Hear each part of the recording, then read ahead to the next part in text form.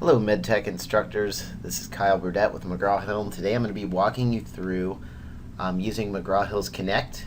And as you may already know, we have created a bunch of Connect courses that you're going to be using in your classes. So we've got a couple of them pulled up here. So we've got HS 200, we've got HS 101 for midterm. We've got a whole suite of courses that we are developing for you.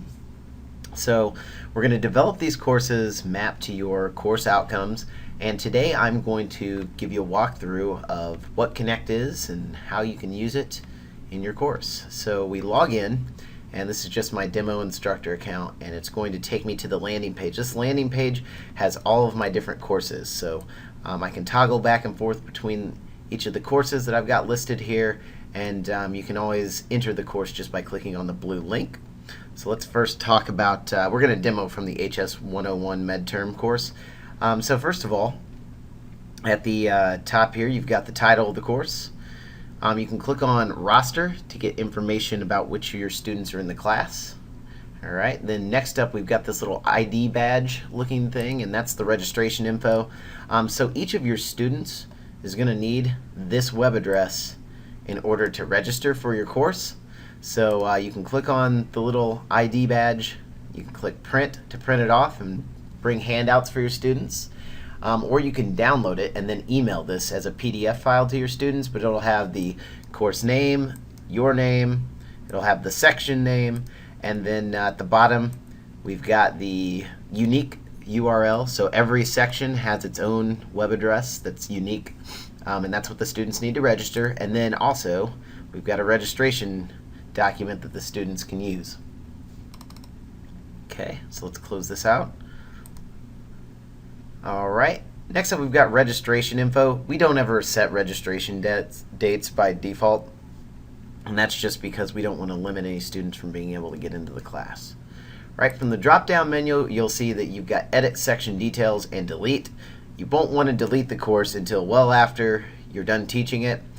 Your students will have access to the course well after the duration of your course is over, so it's a good idea to keep the courses in your account for maybe a year or two before deleting them. Edit section details, you click on this, it's going to let you change the name, though everything has been named in accordance with the class and the month. So this says the course number HS 101 midterm November 2013, so you probably won't want to change any of that info. And you'll never want to mess with the section web address because those are all unique. They're pre-populated. You don't really need to mess with those. Alright, so this little link lets you know that this was shared to you from the master account. So the master account is where we built all these courses that map so closely to the outcomes of your class. So we've then shared them with you as instructors. It limits your ability to make changes, but it's good for a consistency standpoint because whether you're in Georgia, Florida, or Indiana and you're taking a midterm HS 101 course, you're going to have the same material and it all maps to the same outcomes. So it's a really convenient method, and your institution can actually run reports and see what's going on in each of the sections. So sharing, while it limits what you're able to do slightly, it's also really beneficial for medtech as a whole. Alright, so let's open up the course and we'll take a look around. Okay.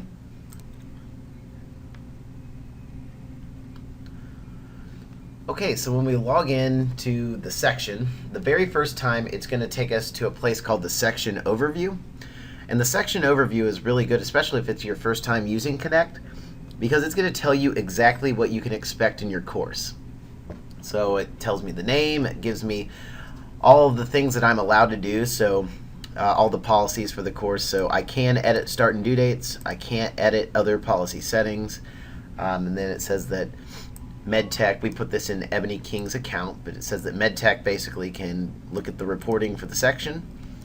Alright, and for assignments I create, so if I want to create any assignments on my own, I can edit policies, add and arrange assignment groups, run reports on assignments and students. So you get a lot of flexibility here, but let's click on assignments. It's going to tell us that we've got 58 assignments.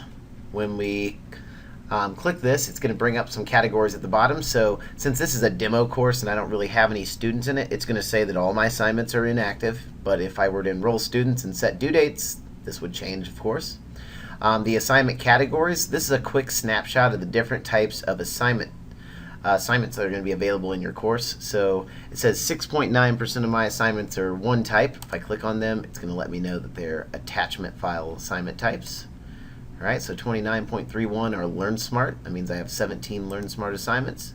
And then just over 63% are homeworks, quizzes, and exams, all created from the test bank. So you can kind of at a glance get a feel for what's going to be in the class. The other thing that's really important, we'll come back to in just a second, is manual grading. So let's go to default policy settings. If I click on this, it is going to tell me what the default policy settings are for everything in the class. So it starts with homework, lets me know the basics, so no time limit set, and it tells me the percentage of assignments that this ties into, so 100% for all of these. You can look at information on attempts, answer tolerance, resources, and feedback. And you can do the same for practice, quizzes, and then exams. All right. Next up, you've got the ebook. If you click on the ebook, it's going to let me know what I can do with this thing. So I'm allowed to add notes and highlights to this for the students, and then you can actually click on this button and it'll open the ebook up. So I'm going to quickly go back to the assignments, and I want to point out this 1 out of 58 assignments that requires manual grading. So one of the big benefits about using Connect is that almost everything is automatically graded. So quizzes, homeworks, you don't have to spend a lot of time going through and actually grading those because the system does it for you.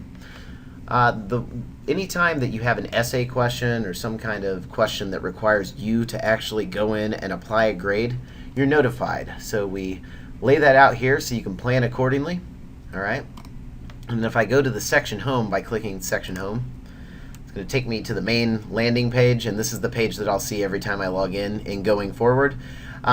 Just note that if you have an assignment that requires a manual grade, it'll pop up here. This no assignments to grade will turn red and it will say assignments to grade, and then you can just go in and apply your manual grades. All right, so if you ever want to check the section overview out again, you can click on this button. All right, so Connect, whether it's for MedTerm or Allied Health or Medical Law and Ethics or English for that matter, they're all going to look, feel, and function the exact same way. So it's really simple by design, and that's because we want to make this as simple as possible. Your students are going to have enough on their plate in learning the material in such a rapid manner, so they don't need to be distracted by the technology. All right, so you've got 3 tabs. You got your Home tab, which we'll cover in length in just a moment. You've got your Library tab. The Library tab has a lot of goodies on it, but the thing that I think you're going to use mostly is the Instructor resource component. So let me click on that. All right, I click on Instructor resources, and all of my resources are right here at the click of my fingertip. I can get test banks, PowerPoints, instructor's manual. It looks like I've got a learning map, a figures library, and a transition guide. So this is just specific to this textbook. So, for example, the Booth Medical Assisting textbook has a really long list of resources that you can get from right here. And I know that you're using that. So just keep in mind everything's point and click. So if I click PowerPoint presentations, it's going to bring up everything, and then I would just click on one of these and it downloads right to my desktop. Or you can put a thumb drive in and save this to your thumb drive. Okay. So the next tab is reports, and I'll click on that and we'll jump into reports. This is a demo section once again, so you don't actually have any report data, but I'm going to pull up a browser that kind of gives you a demo of all the reports that you're allowed to pull from this back end. So the first thing that we'll look at is the at a glance, and this is the report that gives the section performance overview. It's a color-coded bar graph. If you hover over this in the live instance, it's going to give you the average score of your students on a particular assignment and how many students haven't submitted anything. So you'll be able to kind of go and see all your most recent assignments, and it just gives you a quick kind of heat check for how your students are doing in the class. Next up, you've got assignment results and statistics report. This is your more traditional grade book. So you run this report, And if you look at it in Connect, it actually allows you to select grade ranges. So you have 0 through 59, 60 through 75 is yellow, and 76 through 100 is green. And it just allows you to, once again, get a quick look at how your students are doing and color codes everything, so you get a nice feel for where your students are at in the class. If you want to export this to an Excel spreadsheet, you can click Export to Excel, and it'll transfer right over for you. You can save it.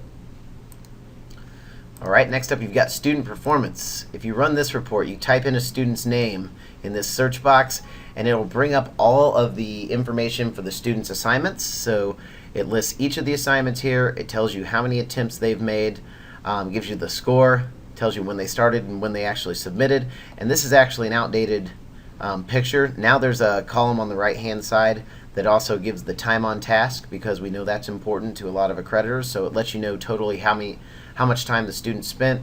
If you click on the score next to the attempt, it'll actually take you into the assignment, so you can see what the student put in for each question, and kind of get a deeper look at the assignments.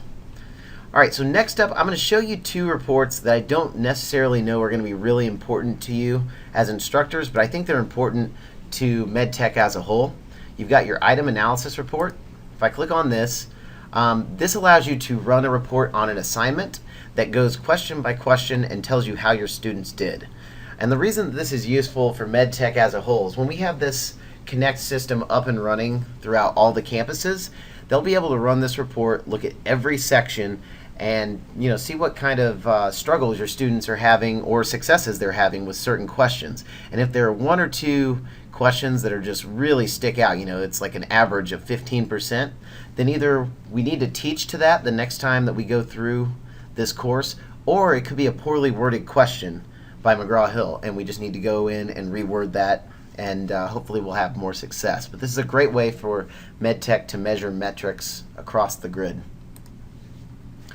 All right, next up is category analysis report. So I'm going to show you a little later on how the assignments are built. I don't think that necessarily anybody's going to use that at the instructor level, but I just want you to know that everything's tagged on the back end, and when we build assignments and we filter by all these different tags, you can run reports later on. So if your accreditors say, well, this is great that you've got this Connect system and that your students are doing all this outside class work, but how does this apply to Bloom's taxonomy or a CAHEP or ABHES competency? And we'll talk about later on how we can filter the questions out, how they're tagged, and then how you can run this report. So I'll come back to this. Right, and then the final thing that we're going to look at is at-risk student report. This is a really important instructor report. I suggest you run this at the beginning and at the end of every single week. And here's what it is. It's an online engagement meter. So it's basically going to assess, are your students logging into Connect? If so, how long are they spending in the system? Are they starting their assignments on time? Are they spending an ample amount of time on their assignments? Are they submitting them on time? And what kind of grades are they getting? So this kind of takes the recent days activity for each student, and it's going to crunch all those factors and give each student a number between 1 and 10. If the student's below 4, they're considered at risk, they're in the red. If they're between 4 and 7, they're in the yellow, and that's considered okay. And then if they're above 7, then they're pretty well engaged and they're doing okay on their homework. So they're considered in the green, and that's good. The reason that I think this is a good report to run at the beginning and the end of every week is because if you've got a student that's been in the high yellows or the greens for the first 2 weeks of class, and then at the end of the third week they're in a low red, like let's say they're this student that has 2.2, that's a really big indicator that either something's going on outside of class, or else the student's really not grasping the material. So it's your chance to notify yourself that these students are at risk, and then the next time you see them in the hallway, you grab them, you talk to them, so that you don't lose the student. All right, so that's the reporting. I'm going to go back to category analysis, and we'll leave this up for a little later on. Okay, so let's move over to the Home tab, where we're going to spend the bulk of our time.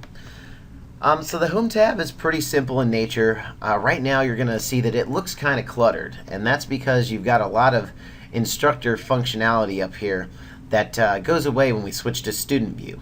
So anytime you want to see exactly what the student would see, you just click Student View. All right, and it takes all that clutter away. Because students don't have the ability to change dates or anything of that nature, so this just cuts out all the extra features that the students won't have access to and shows them their assignments. Okay, so the default view is the full assignment list, and this is going to open up. I've got week 1. It gives me all these various features, which we'll go into in just a few moments. My next view is the next assignments view. This is going to allow the students to see the most recent upcoming assignments, so the nearest upcoming assignments that they'll have. Okay, and this just lists them out. And then a lot of students prefer to do the calendar view.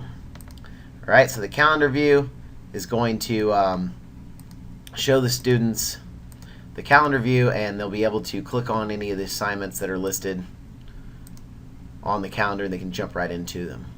Okay, so I'm going to go back to the full assignment list, and I'm actually going to go back into Instructor view. All right, and we'll just toggle down the right side of the page here and talk about what we see. So first of all, you've got the section info. In this area, you're going to have your information. If you ever want to change it, you can just click on this little widget and click Edit Instructor Info. This will allow you to change your email, your name, your office hours. You can add a selfie, anything that you want to do in this area, you can do from right here. Next up, you can also see the student roster. So I showed you how to do that from the main page. You can do that from within the course as well. Do that by clicking here. And then see Student Registration Info Sheet. This is that info sheet that I pointed out earlier. So this is just yet another way to get to this sheet. All right, working down the ladder, we've got the book. So medical terminology, programmed approach. This is the full ebook. So let's talk about this. And I'm sure that you may know at this point about another technology that we've got incorporated called Smartbook. And we'll talk about that a little later on. But this is just going to be your standard ebook. We put this in here because if your students don't have their physical text with them and they just want to, reference something or look something up, we want them to have full access to the ebook. So they just click right here. All right, and this will load up. And by default, it's going to take the student to the table of contents, which they can get to by clicking the drop down and table of contents. Everything's broken out by chapter. So you can just click on chapter 1, for example, and then we'll click on the language of medicine. This should take us right into this page. All right, so it takes us into page 2, which starts 1.1, the language of medicine. You'll note on the left-hand side that it says page 2. When we scroll down, this is like a long flowing scroll, and every time a student hits a new page, it's noted on the left-hand side. We put that in there so that if a student typically reads out of a physical book, or they have a separate ebook platform with Vital Source or something like that, but they, for this instance, they just wanted to quickly look something up while they were doing their Connect homework, they'd know exactly what page they were reading. Okay, so I'll scroll back up. These blue arrows will jump subunit to subunit. So if I click on this, it's going to take me to 1.2. All right, keep going, 1.3, so on and so forth. If you want to jump directly to a page, you can type in a page number and then click go. All right, takes me straight into page 12 since that's what I picked. So I'm going to scroll up a little bit, and actually I'm going to go back to an area with text. Here's another feature that we built in for the students. You select a portion of the text that you think is important. All right, and let's say I want to highlight this. I just click on the highlighter, pick my color, so we'll pick green, and then click Add Highlight. Now I've got a highlight here. I can do the same with notes. I just click on the note, pick a color, click Add Note, and then I can say, study this. Save the changes, and I'll have my notes here. I doubt that since medtech uses Vital Source that this is going to be something that your students use a lot of, but I just wanted to let you know that it's here because it is something that comes with the Connect course. If a student wants to sort through their notes and their highlights, they click on My Notebook, and it shows them broken out by each chapter. They won't have any of these features over here. This is because I'm an instructor that it gives me the ability to delete and hide and all that stuff. All right, so let's go back to the reading tab. One more thing that I want to point out, students will have full access to the videos that are incorporated with this book. So they're broken out by chapter, and that's so there's no confusion. So if a student's reading in chapter 6 and they want to see what videos are available, they can click videos and it'll show them. All right, let's go back to the home tab. Once again, if for some reason you need to give the student your section web address, it's located right here, so you can just copy it and paste it if you don't want to go through actually grabbing this registration sheet and printing it off or downloading it. You can just copy and paste it from right here. Final piece is upload a syllabus. If you click on this, it just asks you to choose the file you want to upload. You select it, and then your syllabus will be right here for your students. All right, so that's all that we're going to talk about on this right-hand side. I think that's the bulk of what you'd use. I don't even really know if you're going to use the textbook feature that much, but it is included. It's just another point of access that your students would have for the textbook. Okay, so next up, we're going to click Add Assignment, and I'm really doing this to just show you kind of proof of concept that when we built these assignments, you can prove to your accreditors that they hit the outcomes required. I don't necessarily think that any of you guys are going to go in and create your own assignments. However, if you want to add a few assignments, feel free to do so, and this is how. You click Add Assignment. You select what you'd like to use to create your assignment. Typically, you're going to use the question bank. So create new from question bank. You're going to select a chapter from which you'd like to pull material. And I'm going to start with chapter 1. And let's see, we've got a bunch of different types of exercises for chapter 1. I'm just going to go with test bank. And keep in mind that at any time after I add, let's say I selected these two, or these two, okay, and I decide that I want to add these questions, this comes up a lot. All right, but now I want to go back and I actually want to add some questions from a different chapter or a different subsection of chapter 1. All I have to do is click on chapter 1, then I go back to the table of contents, and let's say I want to go into chapter 2 and pull some material from this. I can do that from right here. Okay, so now I'm mixing and matching questions from various different chapters. Okay? Alright, so I'm going to go back, whoops, and I'm actually going to pull up the test bank because this lends itself well to what I want to show you. Alright, so earlier when I was talking about the category analysis report, I mentioned that we had a bunch of filters and tags on all of our questions. So I just picked chapter 2 for the textbook, and I picked the test bank questions. By default, I've got 80 questions available here, and it says that I've got fill in the blank and multiple choice. So let's say I just want multiple choice. I'll select the checkbox next to multiple choice and click filter results. It immediately cuts this down to 50. All right, so that's a pretty simple filter that I can run. Next up, you see that I've got automatic for the grading style. That's pretty much obsolete. But now we've got some pretty cool other factors that we can use to filter on top of the multiple choice. So let's say I want to do Bloom's taxonomy for understand. So let's run that filter. Ooh, and it says 0. So let's say that now we want to go back and try multiple choice for Bloom's taxonomy for remember. Alright, so all 50 of these tie into remember, and this probably has something to do with the chapter content that I selected. Alright, so you can move up the chain. All these are tagged with the difficulty of easy, but then we've got other, and this is where in some instances you're going to have KHEP, ABHES, all the accrediting bodies are going to be here. This actually has Boswick for chapter 2, time per question. We can select topic. So let's say I want to do body processes and body parts only. Filter those. All right, so now I'm down to 10 questions that are multiple choice. They tie into Bloom's taxonomy for remember, and they meet these two topic criteria, body parts or elements and body processes. Now, you might think by nature that this doesn't really mean much to you. It just says MC, the combining form, blah, blah, blah, blah, blah. It gives you a brief overview of the question. So if you want to actually see the question, you can either click on it or you can click individually, and this will allow you to physically view the questions and the correct answers. And if you want to toggle through each of the questions, you just click the little blue arrow, or you can go to the drop down menu if that's how you'd like to navigate. And you can individually add the question, or you can go back to list and select the questions that you've looked at and you liked and add those to the assignment by clicking add, and then you can either add them as individual questions or create a pool. Creating a pool is a really popular tool that will allow us, we can create as many pools as we'd like to in the questions, or in the assignments rather. I'll name this Kyle's pool.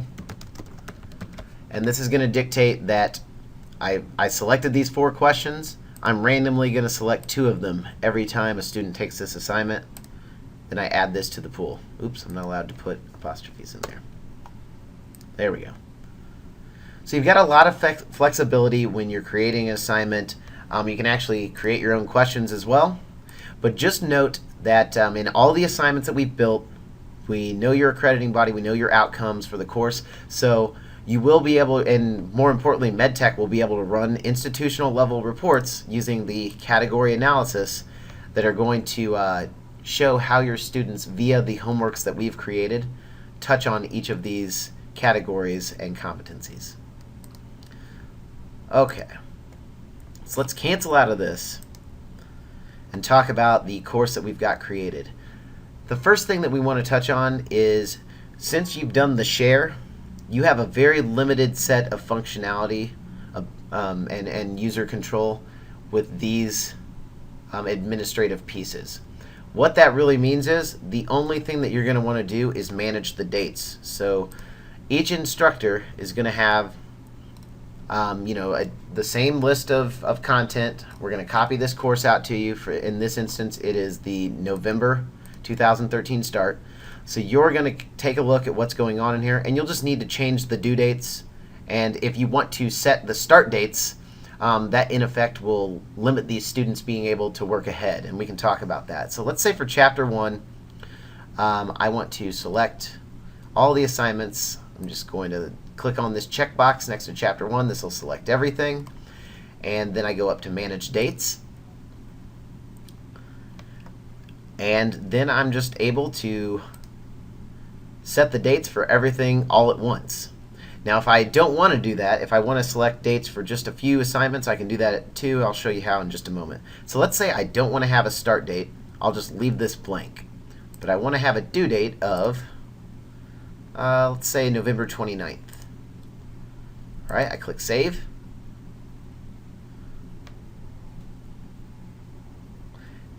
And it will update everything. When it takes me back to the home page, I open up week 1. And now all of these assignments have no start date, so that means the students can begin work as soon as they get access to the course. But everything here is due on November 29th.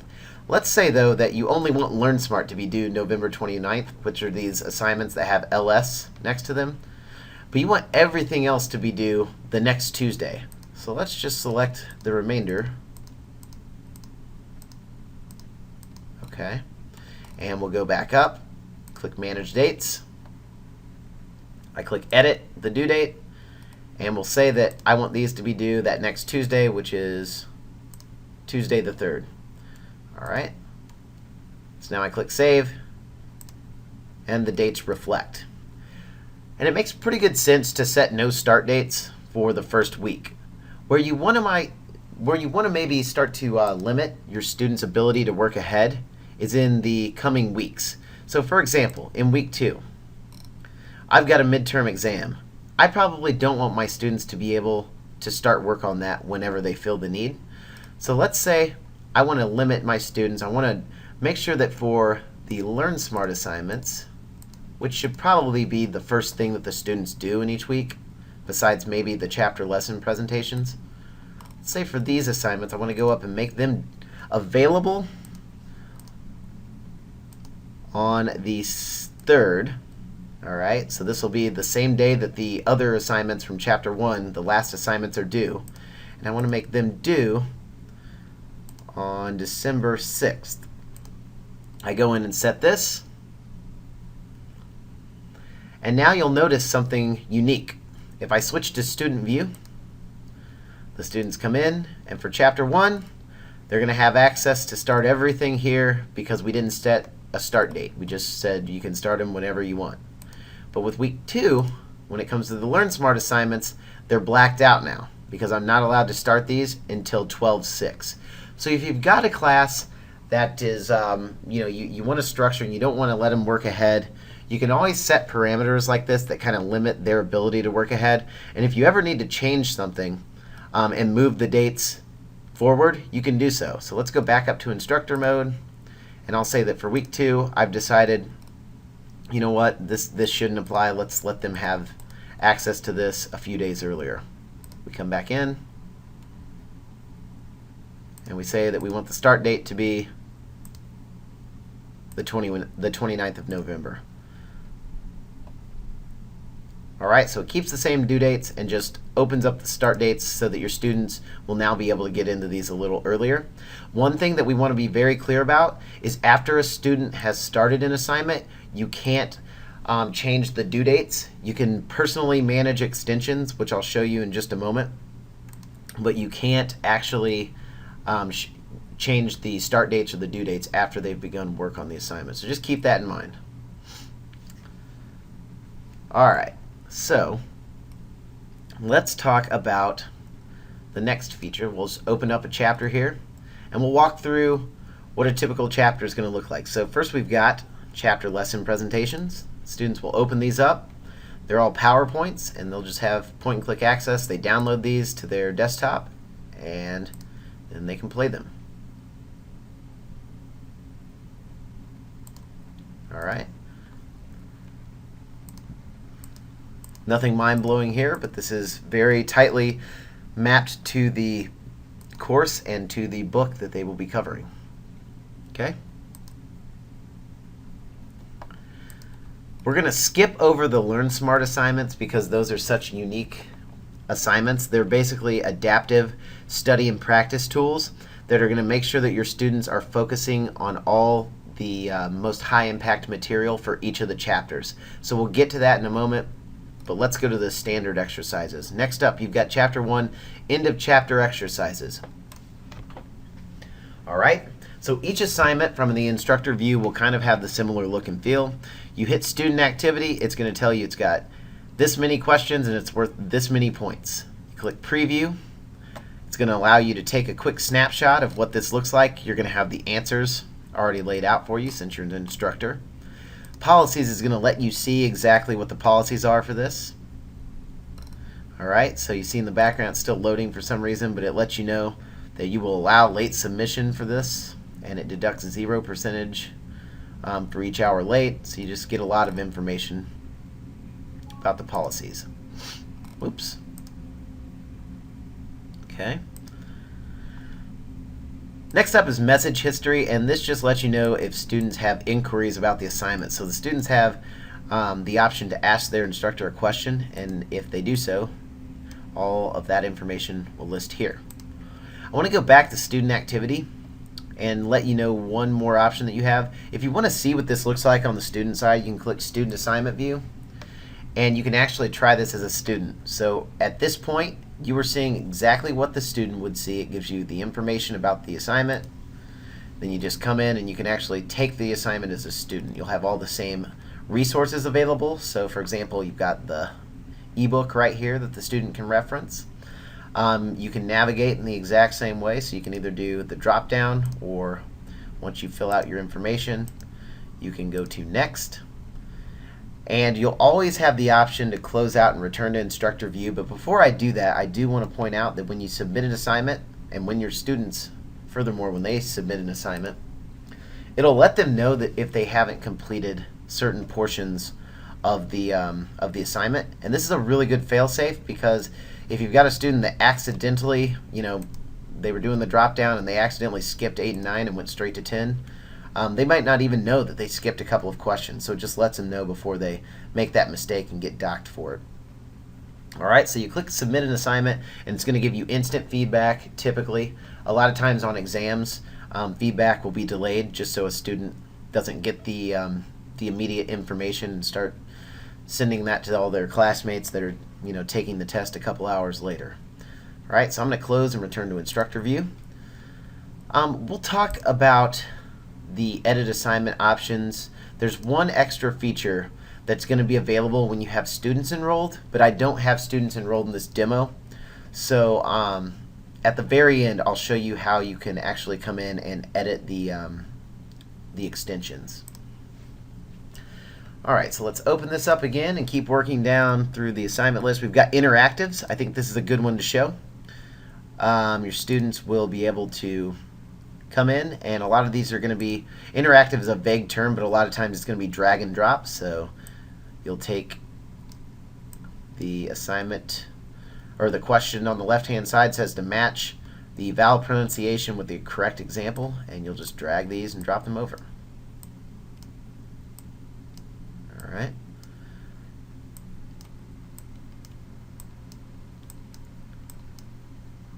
Go to the next piece.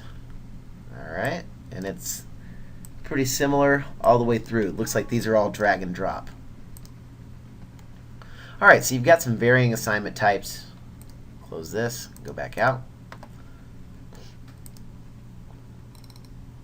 All right, so then we've got Chapter 2, end of chapter, Chapter 2, interactives, Chapter 3, end of chapter, Chapter 3, interactives, same for Chapter 4, and then the Week 1 quiz. And I'll open this up just to kind of show you that the look, feel, and functionality for all of the standard Connect assignments, which are going to be your end of chapter exercises, your drag and drops, and your quizzes and tests, they look and feel the same.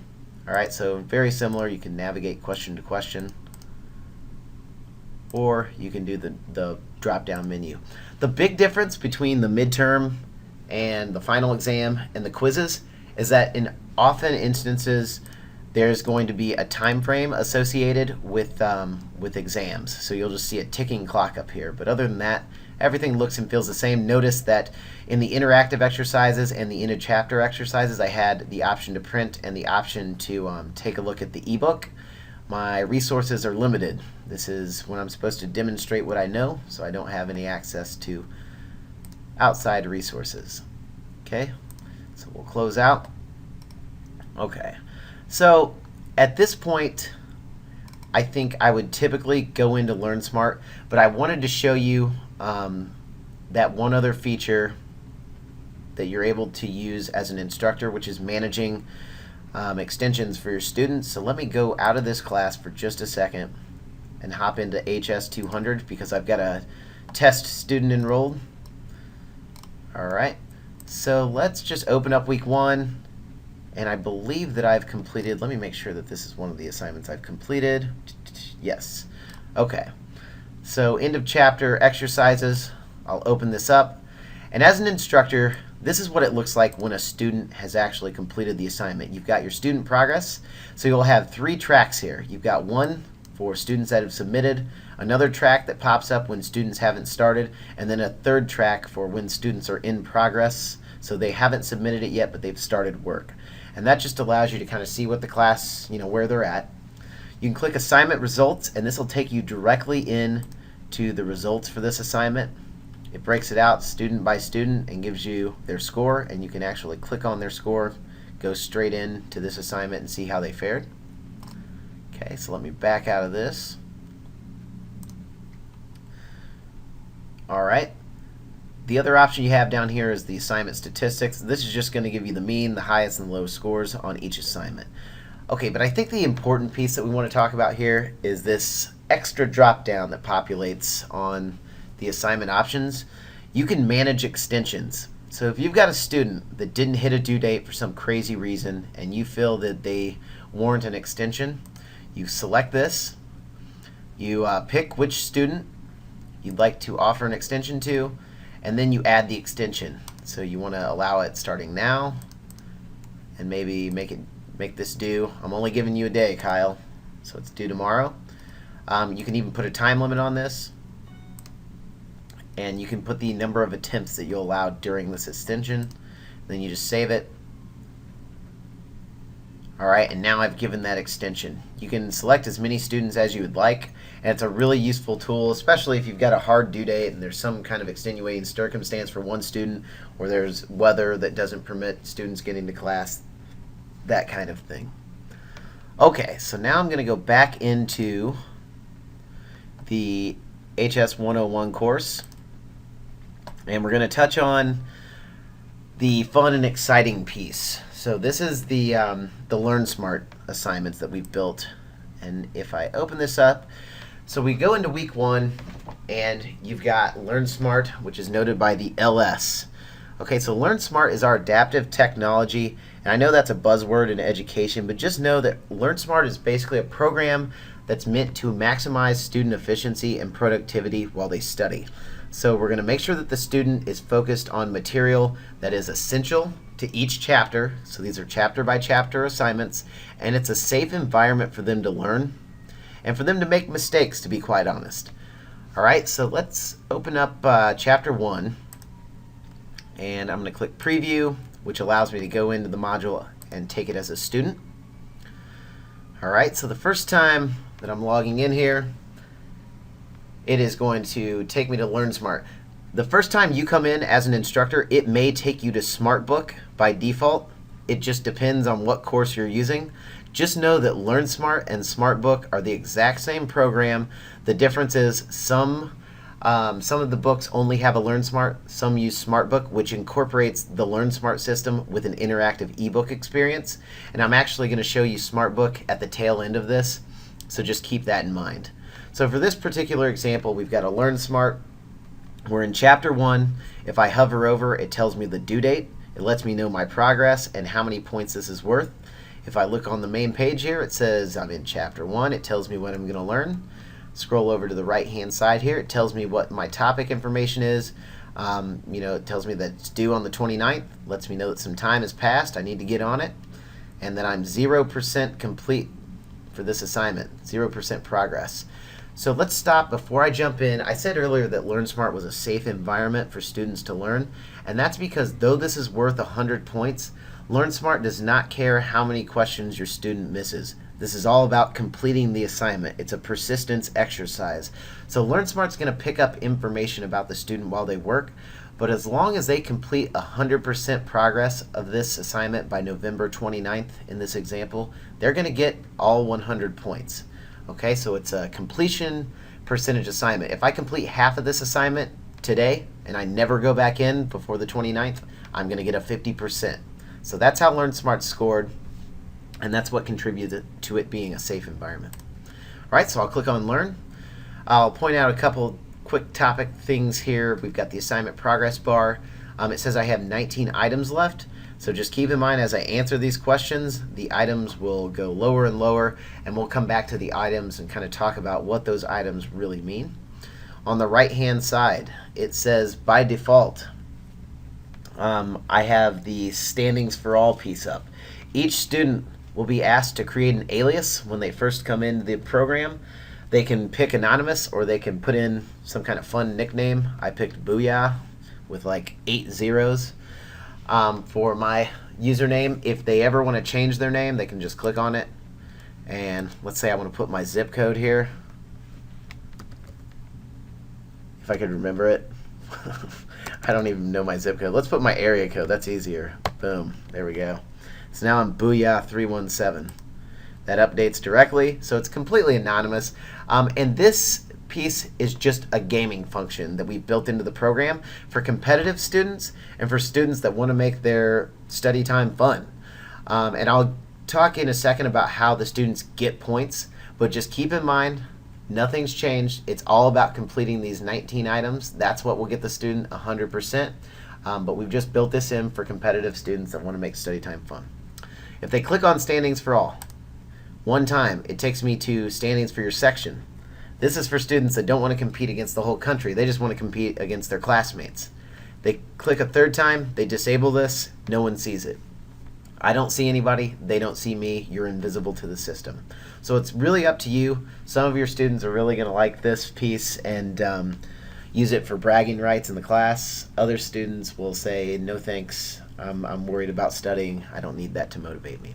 But I'm going to leave this up really quickly so I can talk about this next piece, which is before we let your students answer any of the LearnSmart questions, which appear right here in the middle.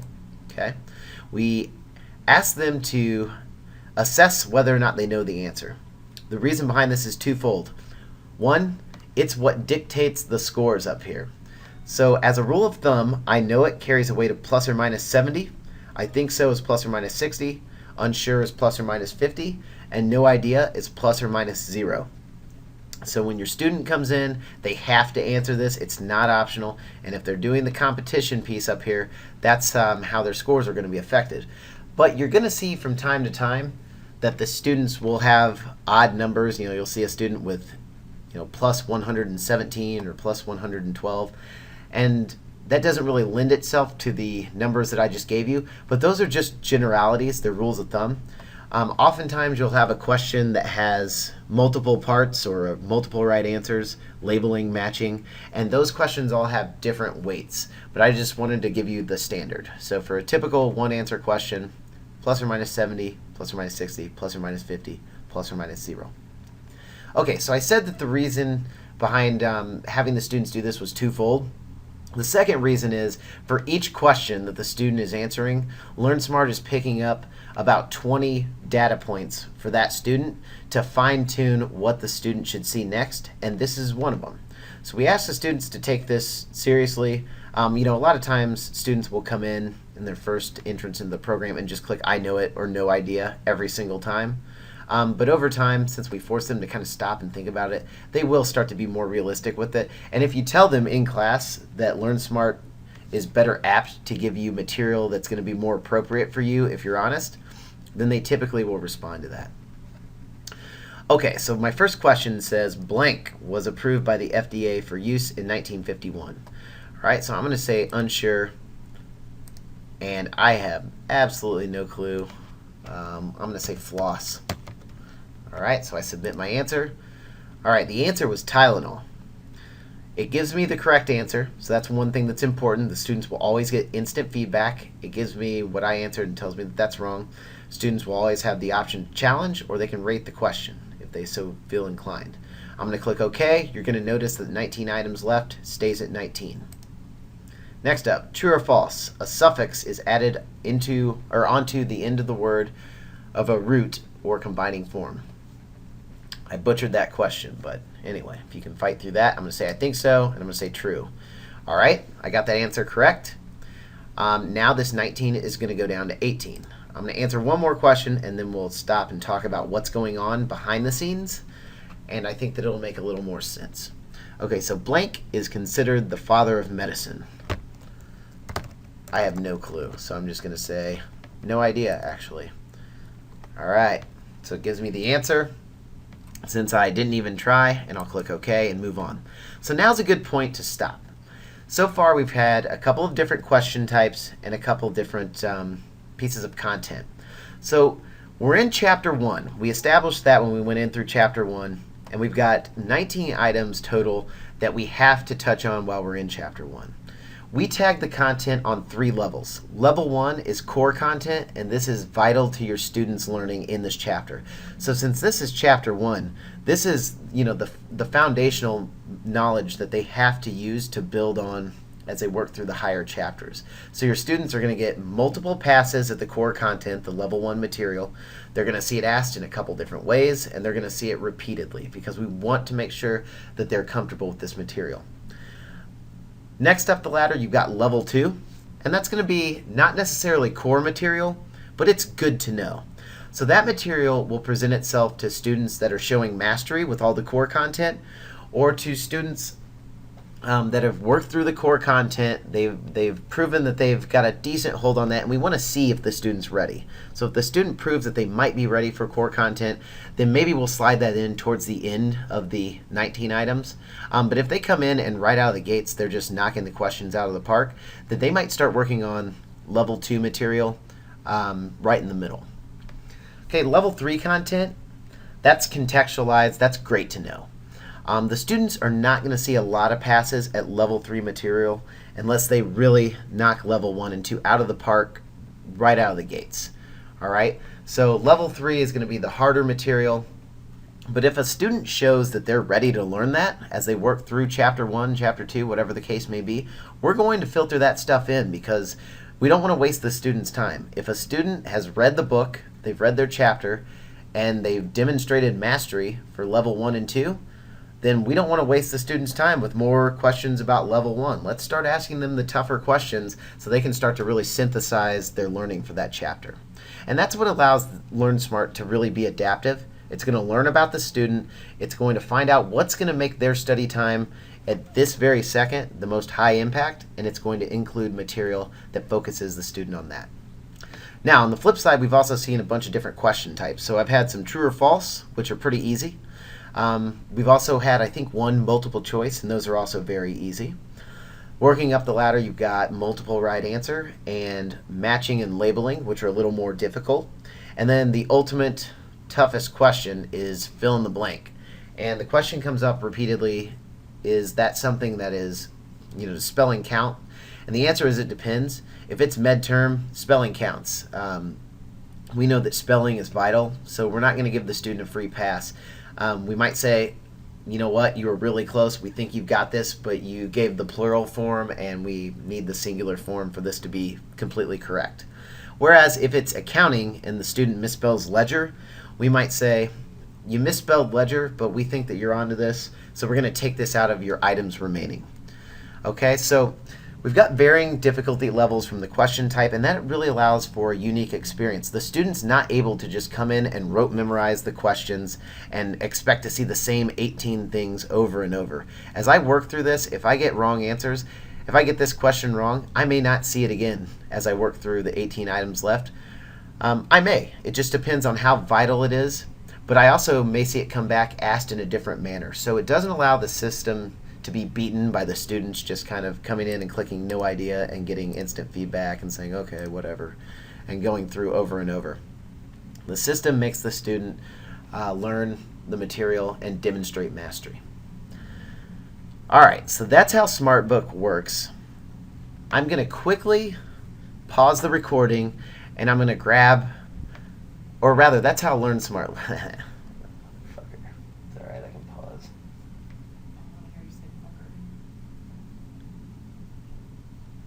Okay, so that's how LearnSmart works. I'm going to quickly pause the recording and I'm going to pull up an instance of a LearnSmart that also has a Smartbook embedded so that you can see how the two interact and what Smartbook does, because I think a lot of your courses are going to have Smartbook and it's a really important and useful tool for your students. Okay, so I've paused the course, or paused the recording rather, and I hopped into a new course. This uses the medical assisting Booth textbook, which you'll be using for a number of your courses. And you'll see that I'm in the main LearnSmart page. I'm in Chapter 1, that's the assignment that I'm doing. So my assignment progress is 30%. That's important because when I make the switch over to Smartbook, you'll see that that carries over with me. So I click Go to Smartbook, which is down here, and this will only be available for certain titles. If you don't see Go to Smartbook, that just means that your course just uses LearnSmart. All right, it's going to ask me if I want to change the default view. I'll say not now. And Smartbook will load.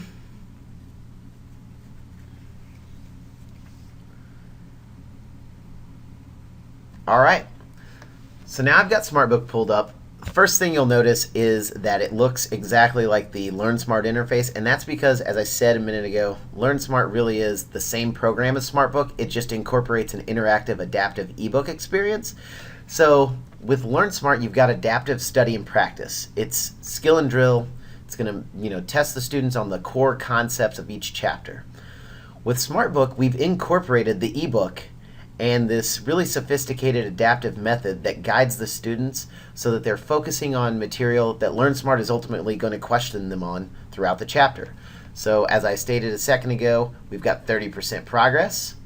All right, so that all carries over directly into Smartbook, and we'll click Learn. And I'm going to go to the preview page. This is just a preview of the chapter. If you've got students that are visual, they like to see what they're going to study in this chapter, this will break it out and show them exactly what they're going to see. They can do a chapter outline by clicking this, and it's just a drag and drop. And the students can do this for fun. They click evaluate, they get instant feedback, they can retry. And the only reason that students would probably want to do this, they actually get bonus points in their gaming function. So if they're one of the competitive students that are using this for the gaming feature, then you're going to want to tell them about the chapter outline because they can rack up some extra points. Okay, so now we'll go into the reading section. I'm going to back this up to the first page. Alright, so you've got a couple of different options. You can do the one-page view. You can always increase and decrease the size of the page. You've also got the two-page view. So if I go to the next page, two-page view. So this looks and feels more like an open book, but it can be a little, whoops, clicked the wrong thing there. It can be a little disjointed if you make it too big because you're kind of scrolling around and dragging and dropping. So the interface is going to be optimized in the next few months, and I think it'll be a lot more convenient for the two-page view. But for right now, I typically stay on the one-page view so that I can make the assignment a little bigger. Okay, so I'll go back to the first page. You navigate with these blue scrolling arrows, and they'll just take you page to page. You can also use the right-hand side to navigate, and I'll talk about that in just a second. So I've pulled into one of my pages here, and you'll see that some of the area has yellow highlights, some has green highlights, and some of the page is grayed out. So in LearnSmart, we talked about level 1, level 2, level 3 content, and we also talked about showing the student what is going to maximize their high impact moment. So what's going to be the most effective thing for the student to look at this moment in time. And if a student's giving me 10 minutes of reading time, I want them focused on things that LearnSmart is going to ask them about when they complete their LearnSmart assignment. So when they're in the read function, the highlights in yellow are areas that LearnSmart will question them on, so they need to focus on those first. The grayed out areas are not necessarily important at this time. And the green areas, if I leave my mouse hovered over this, are areas that you've demonstrated that you know, so you've already answered a LearnSmart question correctly about this, but it's still important, so we want to keep it highlighted so the student remembers when they come through and reread that this is important. They've just demonstrated mastery already. Alright, so another thing, if I don't want to just go page to page looking for these highlights, I can hover over here and actually use the yellow arrow, and this is going to take me directly into the next page with yellow highlights. Okay, and it brings me right to that section so that I can really skate through the areas of the text and focus on what's mission critical at this time. Some other things to note: if a student wants to turn the gray off, they can click on the gray text and it brings everything up to black and white. It's going to keep the highlights there though because those are important. Click on that again and gray them out. And you'll notice that some of the text, even though it's not highlighted, it stays black and white. Consider that level 2. This is the content that, it really feeds right in to the really important core content for this chapter. So that's one thing to note. All right, you've got your assignment progress bar up here, and you'll see that I've got this picture of a brain and the number 15 underneath of it. So the brain starts out as green, meaning that you're just going through and you're reading. As you start to read different highlighted areas, you'll see that the numbers start to accumulate below the brain, and that lets you know that we're not going to force you out of your adaptive reading, but you will be asked questions about what you've covered, and this lets you know how many questions. So based on the readings that I've done in this account, I've got 15 LearnSmarts that I need to answer. So I can either click on the brain or click on practice. It takes me to the LearnSmart questions. Just note that when the brain turns red, that's kind of a visual sign to the student that you're probably ready to answer some questions because you've been reading for a long time. So I'll click on the brain, and this should be familiar. It takes me right into my LearnSmart questions. So what are the 2 professional organizations that guide professional medical assisting? I'll say that I think I know this, and I'll go with AAMA and this, and I'm correct, so I click OK. You'll note that just as the items left went down, this 15 will go down to 14. All right. And let's say, okay, so for the next one it says all the following are membership benefits of AAMA except. Let's say I'm not sure about this. Here's one benefit that Smartbook has over LearnSmart. If you click read about this, it will actually take you directly into the portion of the text that covers this. So I click on, or I scroll down rather, and I see that it gives me the benefits of professional, all the AMA and the CMA material. So I get all that information right here, and I can use that to answer this question. All right, so I answer correctly. It takes me back into LearnSmart. Also note that the recharge function, which is built into both LearnSmart and Smartbook, if the student uses the read about this piece, LearnSmart remembers that and will force the student to answer it on their own later on. All right, so I think you get the picture of how this works. At any time, I can go back into read or click on the little book and it goes back in. My brain's turned green again because it knows that I've kind of answered a couple questions, I've refreshed, and here's something else that's pretty interesting. Depending on how the student did when they were in the LearnSmart piece, the practice/brain portion, it's going to change the highlights and change the grayed out areas when the student goes back in. So if a student correctly answered a question, this could turn green, showing that I've got mastery, but it may be time for me to focus on some of the harder topics. So it may ungray a certain area and put some highlights around it. So it's a really interesting and adaptive reading experience for the students. All right, I'm going to go back to the menu. The final thing that the students will have access to is reporting. Okay, so the students are going to be able to get information on how they're progressing through each of the chapters. So we've got topic scores, which will allow me to select topic and see how I'm doing as a student. All right, and the student can get information about how much time they've spent and how correct they are on each of these areas. They can actually expand it and get information on the subunits as well.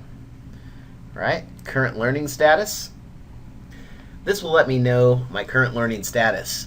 How far along am I in each of my chapters? So it looks like I'm at 40%, and it looks like if I spend 12 more minutes in the program, I'll be done with chapter 1, which is Intro to Medical Assisting. Missed questions. This will allow the student to see the questions that they missed in each of the areas, and it's usually the most missed questions, so the ones that they missed with a high frequency, and they can actually click and directly try the questions from here.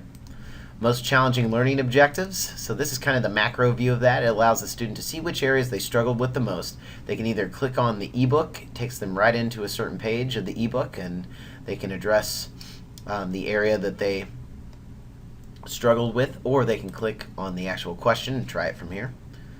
Self-assessment is something that I see the students use very infrequently. Just kind of lets the students know how often they're correct when they say, I know it, or I think so, or I don't know.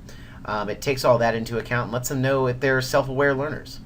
And then the tree of knowledge, mine's pretty pathetic right now, but it lets you see how much you've built onto your tree of knowledge today, how much was there yesterday.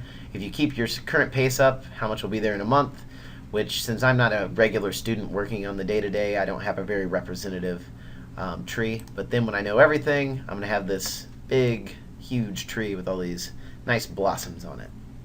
It's just a cool visual graph for the students. All right, so with practice quiz, the students can come in, they can select their coverage areas and just decide how many questions they'd like to quiz themselves on. So let's say they don't want to do the full 25, they want to do 15, they click start. It's going to be core content plus the topics that the students have struggled with. So it's an individualized practice quiz. Now I'm going to back out of this and quickly go to the reporting tab so I can show you how you can use LearnSmart to your advantage. So all along I've been saying that LearnSmart is best used if you make it due first. So you want it to be due before you have a face-to-face class time, because you can use the reports that live under the reports tab to really change the way you use in-class time. So if you use the most challenging learning objectives report, you can run this and see what your students are struggling with. So let's say you make everything due Monday at midnight. You wake up Tuesday morning, you run this report, and you kind of know where your students are struggling because it'll take all the averages and say these are the 5 areas that your students are struggling with the most. And then you could also, in the same scenario, run the missed questions, except I would suggest running this in the front of the class when you first get in. So Tuesday morning class, Monday night, everybody's turned in their LearnSmart. You come in, you say, hey everyone, welcome to class, thanks for coming in. I'm going to pull up this report, and we're going to go through the questions that you missed the most during the LearnSmart homework last night. All right, so it's broken out by chapter, just like everything else. You just pull up each chapter, say, all right, here we go. The CMA, blah, blah, blah, blah, blah. Go through this question, and you can click on Try Probe, and you can work through it as a class. So it kind of gives you information about what your class is struggling with without you having to solicit that information. The beauty of this is, some of your students may not even know what they're struggling with. So it takes out all the guesswork on both ends and makes everything a lot more high impact for you in class. All right, so I know I hopped around a little bit to show you some of the different features, but that is Connect in a nutshell. I think that it's going to be really impactful for you at medtech, and I hope that you enjoyed the training. Thanks.